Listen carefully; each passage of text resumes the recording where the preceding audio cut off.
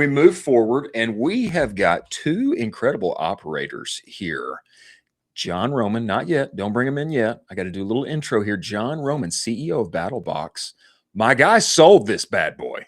Okay. Yeah. He sold BattlBox, got his exit, and one would think he'd be sipping Mai Tais in the Caribbean, but that is not the case. He bought that bad boy back, and now he is running BattlBox again up into the moon. Obviously, they've got a content to commerce playbook show on Netflix, doing BattlGames on their YouTube. And I will say this, Cam, who is now their director of social commerce, doing incredible things on WhatNot especially. And he's got an interesting story that we need to get the details on. Everyone, welcome to the show, John and Cam. Get in here, boys. Get in here. What's going on? Wow. What up, fellas? I can't get over though the points thing. Like right. You guys just broke this to me, and like I'm full gamification, Delta Diamond, Marriott Platinum. Like this is troublesome. Yes, it is. It's going away. It's going away. So I saw you shared the post. Is that like, obviously he would have an idea, but have they announced this? Like, is this emails are going out, man. Flowing. Yeah. Emails have been flowing. And they're trying to cut our legs out from underneath us, John. And one cannot sit by. One cannot sit by and simply let this happen. We must band together, John. We have to. We have to. I mean, our diamond status is at risk, and we can't sit by and simply let it happen.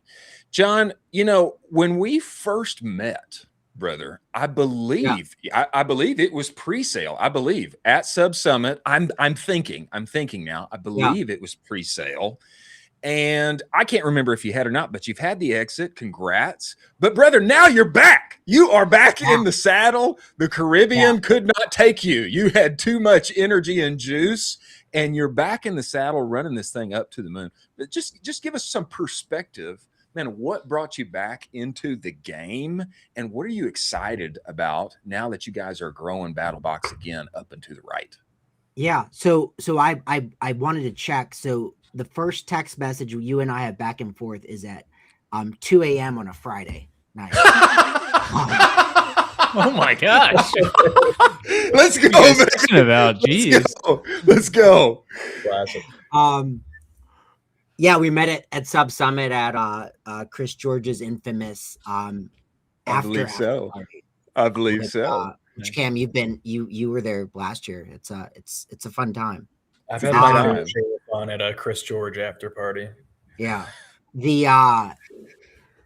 So I mean, it wasn't part of the plan, right? Like we had our exit and that was it.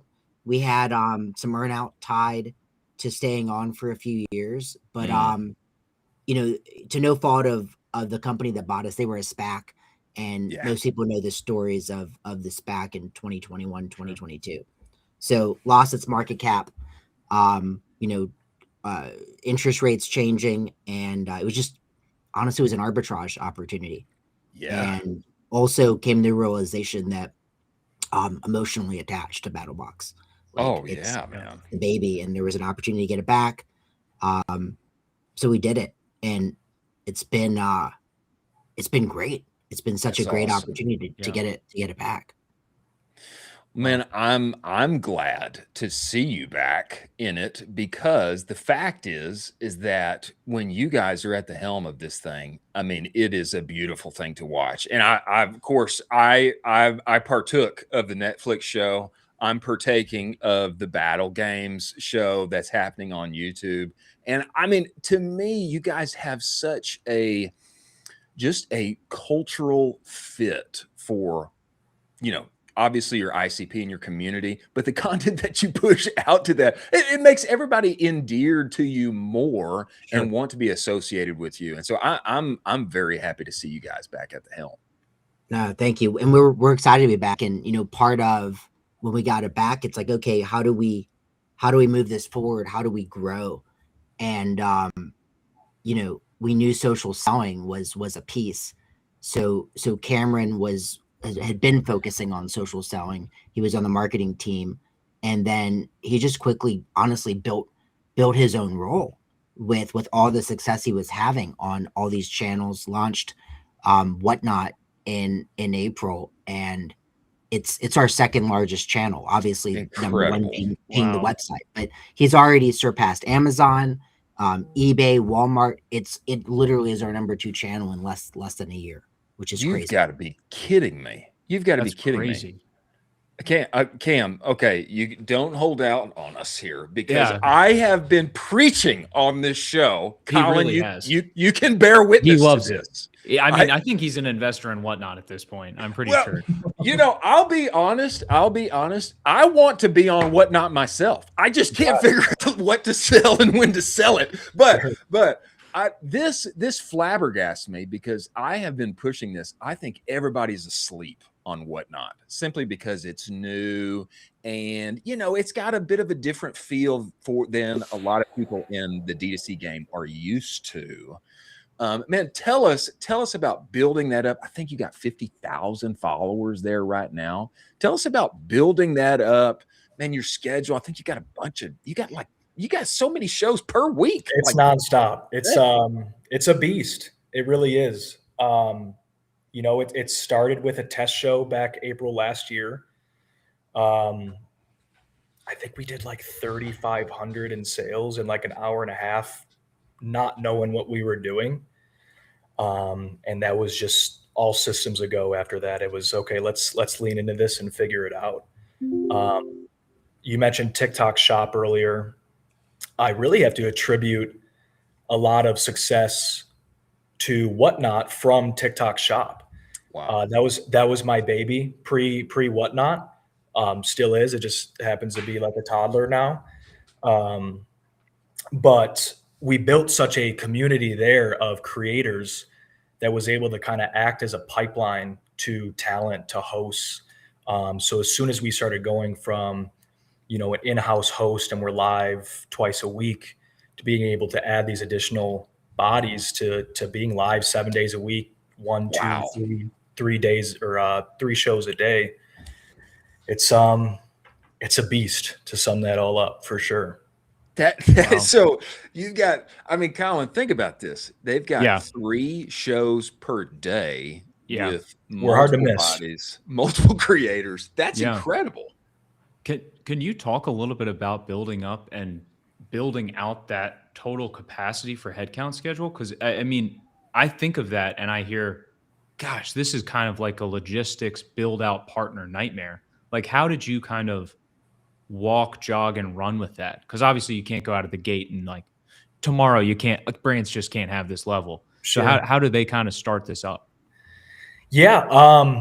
I think we were very methodical in just kind of people owning roles. As soon as we seen a bit of success and everybody was kind of burning the midnight oil on this, just because it was kind of like a side project to start, we started adding what we call showrunners on the back end, which allowed for hosts to own hosting, dictate the energy in the room. And there's a showrunner on the back end, pinning products, prompting bids, moderating the chat. So it's really becoming just like this oiled machine of people with determined roles.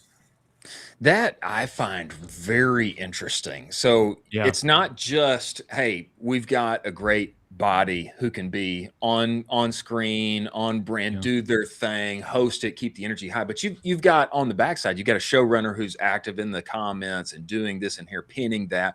I think some of the mechanics here, Cam, I don't think even, the D2C community at large even knows the mechanics of doing this. But that sounds like a crucial piece, is having that person on the backside working in tandem with the host. It sure is. I'll parlay that one into a little even deeper and showing a peek behind the curtain. Is we built we vibe coded rather a AI tool. Stop. Yeah. So everybody's off site, right? And everybody needs to be, there's a lot of dollar starts on WhatNot. WhatNot is positioning themselves as a platform that you can come and get a deal on brands that So when that's the positioning, everyone's on there looking for a deal. So everybody needs to be on the same page of like, hey, what are we comfortable with products going for? So there's like a dashboard that is a shared environment between showrunners and hosts that we vibe coded, that allows everybody to be aligned. It builds product lineups that, of course, we can deviate from on requests or pivoting. But it has a selling window that breaks down all the metric, all the unit economics, margins. It's pretty robust. Wow. I mean, Chris and I have talked ad nauseum about this on the show, that brands are going to start to be empowered by folks like you who are vibe coding and bringing these tools inside and basically becoming, I mean, you're becoming like 6 people basically with how powerful you are. And I mean, it's incredible. It's incredible that you are doing that now at the level of scale that you are, and it's working. It's unbelievable. Something I want to throw in there really quick. We're running, Cam, I think you run 65 shows on average a month right now, which is around 200 hours of live selling. But just to brands listening, like, so in April of last year, and I have a cheat sheet, our master tracker. In April, we ran 10 hours total. In May, we ran 26 hours total. June, 60. July, 99. August, 107. September, 135. October, 171. November, 195. So we spent 3, 6, 8 months ramping up. So on the initial question of like scheduling, like it was a very slow walking a little bit faster. Now we're moving of putting these additional shows on. It wasn't like all at once. We were definitely slow and methodical and built it in a manner where it was scalable. It just took us, 6, 7, 8 months. Yeah. John, this has got to make you feel like a proud papa here. I mean, for your team to be executing like this, find a new opportunity, grow it up, scale it up, tools on the backside that can help, help execute. I mean, this has got to make you feel like a proud papa for the team. It's so exciting. It's re-energizing, right? Like it's literally the sales channel that Cameron launched less than a year ago that didn't exist prior, that now is our second biggest channel. It's just it's mind-blowing. And the approach that I love is that at the end of the day, this year even, the membership, the I won't call it a subscription box, but the membership is still 70% of the business. So it's still a large chunk. It's gone down in percentage, not because it's gone down in revenue, but because of these other channels. But WhatNot also serves as top of funnel for the membership, which is great. It's not, there's no cannibalization. You're seeing people maybe get a deal on a product, but they're then getting introduced to the brand, which, all roads lead back to the membership. So we're seeing this person buy and get a good deal, but then they see what BattlBox is about. There's content they can enter, QR codes they can scan to really understand and see what's going on. We have a video of Brandon on our site that, these marketplace customers get to see, and it explains, hey, yes, you bought this item over here, but like, let us tell you about BattlBox a little bit. So it's a highly profitable channel that also serves as top of funnel for the core business, which is it checks all the boxes, which is mind blowing. Oh, I'm blown away. Yeah, this is incredible. I mean, Chris and I have talked on the show, and I have tried to sell him every way to Sunday on subscription and membership. And I'm telling you, that's the future. I am for it. I am for it. He's finally for it, folks. But this is incredible what you guys are doing. I selfishly would love to hear more about how you guys are then empowering creators on platforms like, a TikTok or these types of things, where we've seen when we've had a lot of guests on the show where they're kind of establishing kind of quote unquote longer relationships with creators, and they're kind of investing even more. How are you guys approaching creators in 2026? What do you want to get out of them? Yeah, I mean, it's an extension of the brand. They're champions to the brand. These people that they sell for us on WhatNot, they are underneath the BattlBox logo. So we give them all the tools at their disposal, and we let them run. You know, hosts have agency. It's totally empowering them. They know our principles. We meet every Friday just to kind of talk shop, what's working, what's not, and go put it to practice. You know, one of the things that I know we don't use it as much anymore, but I also know that the team is coming up with versions of it. But it might have been, I guess, almost a year and a half ago. Cameron created a Discord group where we invited all of our creators from all channels, right? TikTok Shop or Instagram. If they're a creator for us, we wanted a central hub to talk to, and we played back and forth. Do we go Slack? We ended up going Discord. But it was really cool because it was like a community within the community. And, you know, that ultimately allowed the relationships to kind of be fostered a little bit more. And then to Cam's point, obviously there's additional discussions, but it's this creator funnel has served a purpose of being funnel for, you know, potential hosts. And a lot of the hosts were TikTok Shop creators and still are, where they have videos of the usual TTS of our products, but now we've just given them another touch point to interact with us. You know, what I love about this is that it reminds me some, Colin, of what Civil, the YouTuber, gaming, incredible creator, it reminds me what he was talking about on the show yesterday about finding a way to bring creators a little further inside the fold and, you know, associate them with the company. I want to know this, Cam, and you've got all these creators, you got all these shows, man, you guys live hours are going up, up, up, up, up. Man, what happens when somebody's sick and they check out? I think, you know, John tweeted a very interesting post here recently about you stepping in and hosting this thing yourself. And tell us about that experience and what it was like for you. Yeah, man. I mean, I watch it. I give coaching tips, you know, so who am I not to step into the fold when I'm asking the guys to do exactly this, and they just can't this time around. So let me hop in and test my chops. You know, I receive a monthly BattlBox, so I had probably 15 items of gear on hand and built a couple mystery boxes. And there we go. It's cool because you talked about community earlier, just with our brand, and it is what we preach, right? But what WhatNot has built too is also very community based.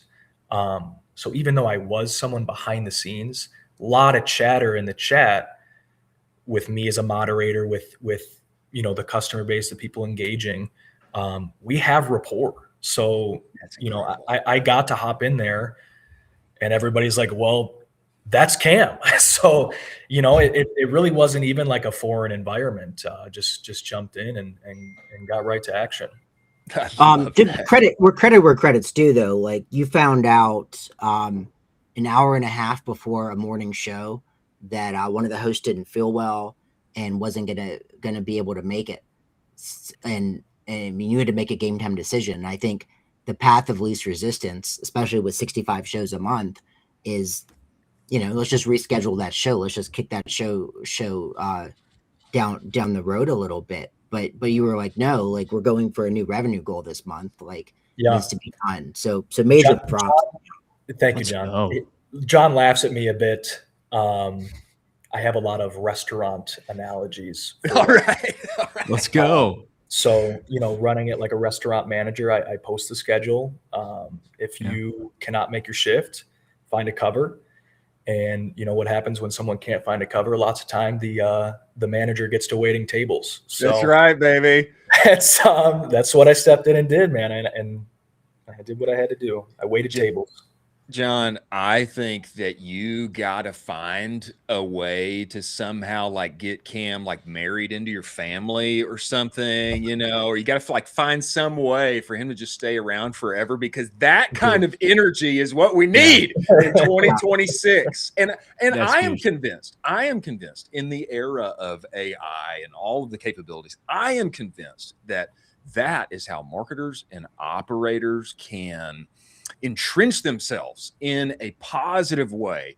I've always got work. Why? Because, man, I'm willing to even get on screen and be the talent and find a way to make it happen live and in living color. I love that. And I think that we need that kind of energy in our industry this year. Am I wrong, Colin? I think that's the right. I think that's the path. That's the path. I would ask you guys, like you guys have been in it for a while. And so do you guys have any kind of characteristics that you're seeing where if a brand follows and has these characteristics, they have to be on WhatNot? Or are you just saying, hey, every brand should be on WhatNot? Or is it a couple characteristics where you're like, I am amazed that you are in this window and you're not doing it because it would be a home run? I would say it's more brands than not. I would venture it's probably difficult to find a brand that shouldn't be on there. The reality is it's it functions like your traditional shorts, reels, TikTok, but everyone on the platform is it's only to buy, right? So you're so far further along in the funnel of purchasing. Like if you're opening a WhatNot, you're there to buy. And what we've noticed in the short less than a year we've been on there is, if anybody's followed WhatNot, in the raising the money they raised last year, in the beginning of the year, they raised a couple $100 million at like a $5.5 billion valuation. They raised again in October at a $11 billion valuation around. So with certainly in the same year, they doubled valuation, and they're spending that money. I mean, it was hard to miss Mr. Beast and the Super Bowl, where he went on and gave away ridiculous items.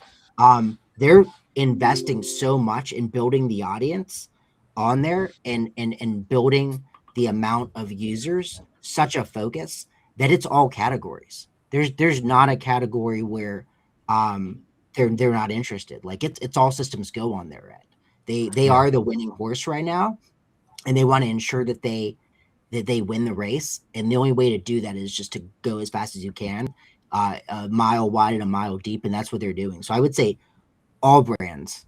It's going to be the exception to the rule, the one that doesn't have a home there. Ooh, I love that. I love that so much. I love that. I love it so much. And this to me, John, feels like a natural extension. It's live, but it feels like a natural extension of the content to commerce track that you guys have paved so well and continue to pave well on other platforms. Now, I know we had the Southern Survival series on Netflix. BattlGames is coming back for another season. Episodic, you got people applying to participate. People can win $25K. And tell us about what's coming up next with BattlGames. What are you excited about? And also, I'll say, man, to me, this feels like moonshot marketing. I mean, it's a big swing that has a big payoff if it goes well. Tell us about what you're excited about with BattlGames coming up. So BattlGames is man, it's just unfathomable what we've built. We have a team member that she's been with the company a while, Shay. She's leading the way of BattlGames season 3, and she's never short of ideas. And the concept she's come up with, it's just taking it to the next level. It's become such a production. It's become a very expensive production, but we sell sponsorships to cover the cost of it. It's just a cool moment because you're putting, typically going by season 2, 10 BattlBox customers in this competition and giving one of them $25K. It's just like an ultimate content community. It's kind of cool because it's full farm to table. So you have the BattlBox customers there. You have the BattlBox team members. Typically, I think last year we had about 15 of our employees there. Awesome. You have the vendors that are brand sponsors. So all of the brands that you see in the battle boxes were there. And then starting last year, we also have all the tech partners. So last year we had Wonderkin and Klaviyo and Prella, Kintsugi. We just had a bunch of B2B partners of ours that were there too. So it was like this. It was the full ecosystem. From actual end consumer to the technology that supports it all. Everyone was there hanging out. That's incredible. Yeah, it's just like a surreal moment. Wow. You know, I'm sure for a lot of brands doing something like that feels scary, feels, oh my gosh, what's this bill going to be? But I love this piece about involving other partners, other brands, even other people of the ecosystem that normally you wouldn't think of, B2B partners, et cetera, getting involved. And you know, obviously I think hopefully that lightens the load on cost, but Sure. that is so smart. And I wish that more brands would take this kind of, let's turn our social channels into a TV show, quite literally. I wish that more people would take this bet, because to me, it seems like it's paying off so well for you guys. Yeah, people want to connect. People want connection, and content is such a way to do it. It's incredible. That's incredible. Wow. Well, gentlemen, we know that you are busy men, and we know that there's more live shows coming up. Man, we really appreciate you guys making the time, and I hope that everybody takes the charge. Go get on WhatNot, crawl, walk, run, and find the way. I feel like this is breaking news here that everybody needs to pay attention to, and we really appreciate you guys joining the show, and we hope you'll come back. But we'll be back. You'll have us. Awesome. Thank you, gentlemen. Thanks so much.